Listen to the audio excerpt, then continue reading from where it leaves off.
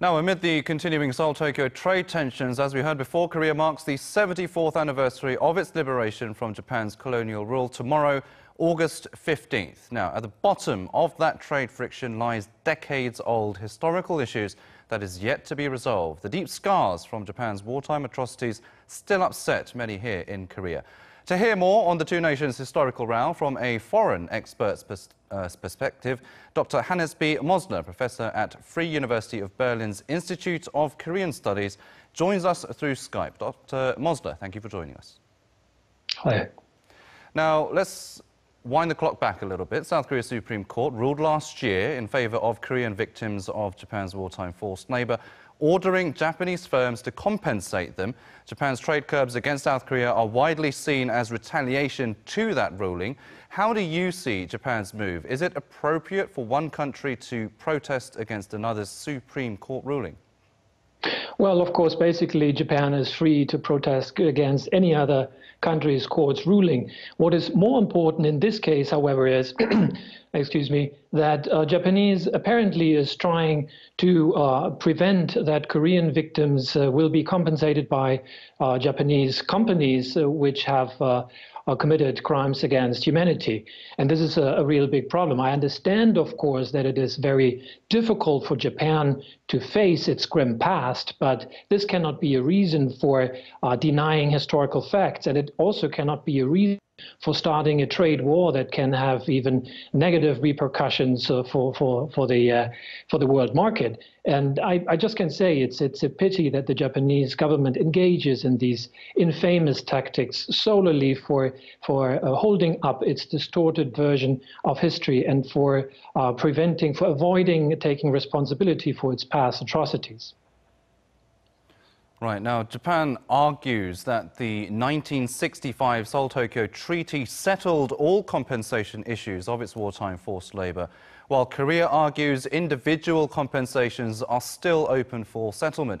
What's your take? Do you think the treaty settled all the issues related to Japan's wartime forced labor? This is, of course, a very tricky question, but no, these issues are not settled at all. I'm quite sure about this.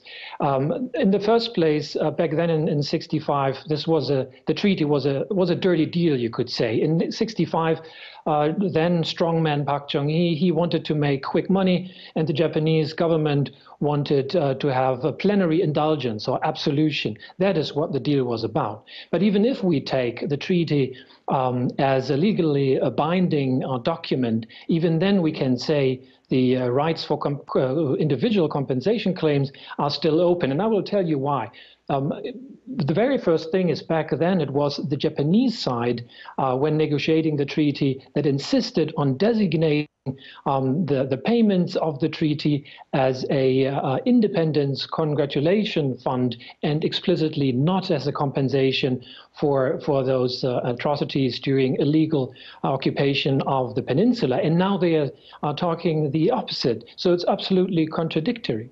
And also, it's very important to understand that the Korean victims, they claimed their compensation against Japanese companies and not the Japanese state. So one can argue that these claims are not covered by the treaty in the first place. And lastly, but very important, is also that we have to keep in mind that even the Japanese Supreme Court in its 2007 decision on Chinese forced labor victims reconfirmed once more that their individual rights claims for compensation remain intact. We have that on paper. Right. Now, Germany has also had a pretty dark history, also in World War II. How has Germany resolved historical issues with the countries involved back then? Indeed, Germany also struggles, always have been struggling, coming to cope with its past and also resolving the issues stemming from those German atrocities and injustices.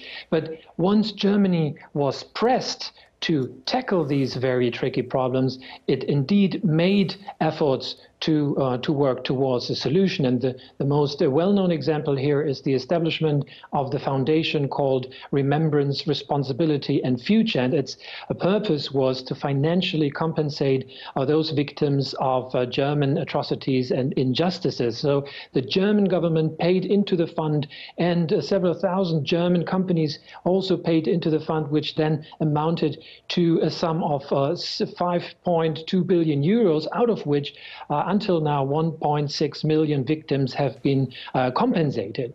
So of course still much work is to be done, but this way of addressing the problem seems to be also a viable way, or could be a viable way, for Japan and Korea to go about this very tricky issue. And as far as I know, did the Korean government indeed suggest to the Japanese government in a somewhat similar fashion to solve the issue, but the Japanese government rejected that. And I only can say the Japanese government has to come to its senses. It has to realize that the Korean people and the international community will no longer tolerate Japan hiding behind legal documents and a quite flimsy argumentation. It has to show responsibility.